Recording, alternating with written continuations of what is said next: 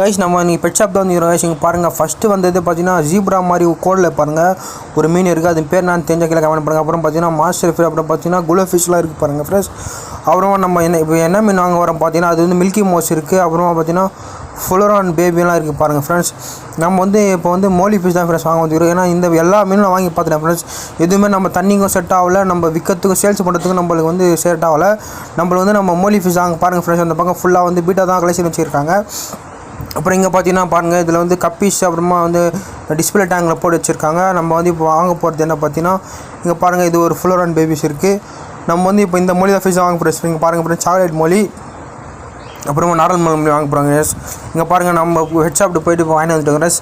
ஒரு மூணு பீஸ் வாங்கி வந்துக்கிறோம் ஃப்ரெண்ட்ஸ். இங்கே பாருங்கள், இது எல்லாமே வயிறு உப்பே இருக்குது.